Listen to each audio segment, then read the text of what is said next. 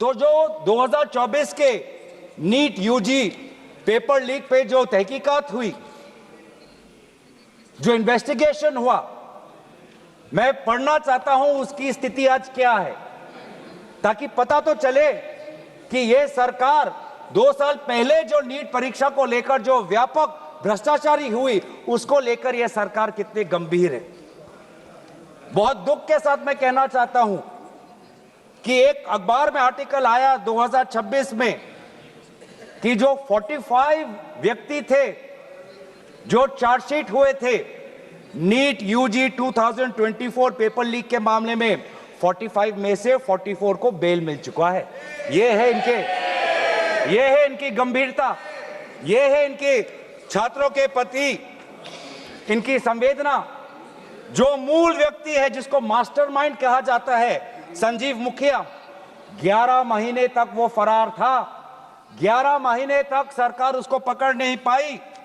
अप्रैल 2025 में वो फाइनली उसका गिरफ्तार हुआ और फिर उस मामले में उसको बेल मिल गया। मई 6, 2025 एक दूसरे व्यक्ति रंजीत कुमार बरुआ, जो करियर एकेडमी एजुकेशन ट्रस्ट के चेयरमैन है, वो बेल। एक अमित कुमार सिंह जो पेपर सॉल्वर के गैंग में था, उसको मई 7, 2025 को उसको बेल। एक पंकज कुमार जो कैंडिडेट्स को वो सारे कागज लीक करता था मोबाइल फोन के द्वारा, मई 15, 2025 उसको बेल। राकेश, जिसका ये आरोप था कि उसने प्रश्न कागज को उसकी चोरी की, उसको बेल। तो ऐसे एक लंबा ब्यौरा है, चाहे वो अमित प्रसाद महाराणा का हो या धीरेन्द्र कुमार पांडा का हो। तो ये कानून उस समय भी विफल था और ये कानून जिस मंशा से आज ला रही है, आज भी ये विफल होगा। ये कानून आपकी विफलता का स्मारक है, क्योंकि ऐसे कानून 2024 के में लाने के पश्चात भी 2026 में तो लीक हुआ ना सर। अगर कानून इतना ही सशक्त था तो आज 2 साल बाद ही इतना बड़ा व्यापक लीक कैसे हुआ। और अफसोस की बात है सर, उस समय में भी शिक्षा मंत्री धर्मेंद्र प्रधान थे, और जब 2024 का जब पेपर लीक का मामला जब पूरे देश भर में आया, तो आपको पता है धर्मेंद्र प्रधान जी ने उस समय क्या कहा। उन्होंने कहा, कहां हुआ पेपर लीक, नहीं हुआ पेपर लीक। और आज भी पहले 2.5 महीने तक तो उनका रवैया यही था कि कहीं कोई धांधली नहीं हुई, सरकार ने बहुत अच्छा काम किया है। 21 बच्चों की जान गई, आत्महत्या उन्होंने की। आपको शर्म नहीं आती इस सरकार को कि जिस मंत्री के तहत में 21 बच्चों ने अपनी जान गंवा दी, आत्महत्या की, जब उसने अपने मंत्री पद से इस्तीफा दिया, कल जब वो सदन में आए, आपने उनको ऐसा माला पहनाया ताकि जैसे वो पाकिस्तान से जंग लड़के आए हैं। ऐसा माला पहनाया, ऐसा उनका वजूद उनको बढ़ा किया, मानो कि वो पाकिस्तान से जाकर सीमा पे जाकर जंग लड़के आए हैं। ये है उनकी सच्चाई। दुख लगता है सर। आज ये बात प्रधानमंत्री आते हैं इंस्टाग्राम के रील पर, वो अलग बात है कि जो पहली कैबिनेट बैठक हुई, उस कैबिनेट बैठक में शिक्षा को कैसे सुधारा जाए, पेपर माफिया को कैसे खत्म किया जाए, पेपर सेटर के माफिया को कैसे खत्म किया जाए, पेपर सॉल्वर के माफिया को कैसे खत्म किया जाए, टेस्टिंग सेंटर के माफिया को कैसे खत्म किया जाए, प्रिंटिंग प्रेस के माफिया को कैसे खत्म किया जाए, कोचिंग सेंटर के माफिया को कैसे खत्म किया जाए, सिलेबस कैसे स्कूल के सिलेबस के साथ मिले, आउट ऑफ सिलेबस परीक्षा के पेपर ना आए, सीबीएसई के ओएमआर में धांधली न हो, इन सब चीजों पर व्यापक चर्चा करने के बजाय प्रधानमंत्री मोदी जी कहते हैं इंस्टाग्राम पर और ध्यान दो, इंस्टाग्राम पर और ध्यान दो। और प्रधानमंत्री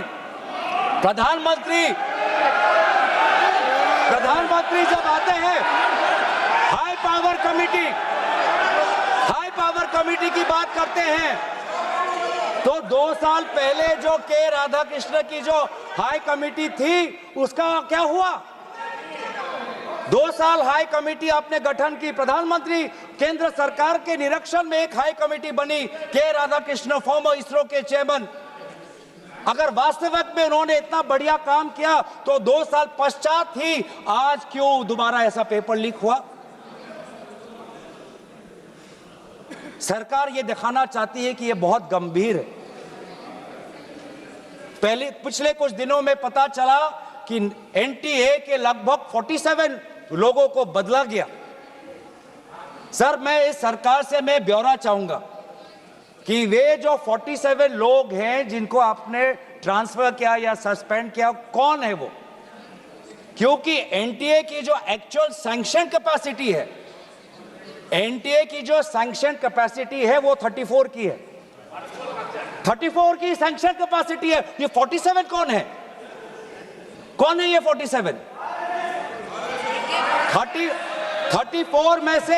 34 में से तो शायद 10-11 वैकेंसियां हैं, 24 ही है जहां पर लोग बैठे हुए हैं। तो ये जो 47 जो सैंक्शन, ये कौन है? जो आउटसोर्स करके अपने लोगों को लाया एनटीए में, वो लोग हैं क्या? उसका ब्यौरा मिलना चाहिए। हम जानना चाहते हैं, आपने एनटीए के डीजी को बदला और एनटीए के चेयरमैन को रखा, ऐसा क्यों? ऐसा क्यों? आपको एनटीए के डीजी पर विश्वास नहीं, आपने मान लिया कि शिक्षा मंत्री धर्मेंद्र प्रधान जी का इस्तीफा होना चाहिए, आपने ये भी मान लिया, तो आपको एनटीए के चेयरमैन पे इतना विश्वास क्यों? ये हम जानना चाहते हैं। सुनाई दे रहा होगा सर, एक विशेष संगठन के साथ जुड़े हुए हैं, उसका ब्यौरा देख लीजिए, एनटीए के चेयरमैन का ब्यौरा देख लीजिए। इससे पहले वह मध्य प्रदेश के पब्लिक सर्विस चेयरमैन के वो कमीशन के चेयरमैन थे, और उस समय में भी धांधली हुई, उस समय भी धांधली हुई।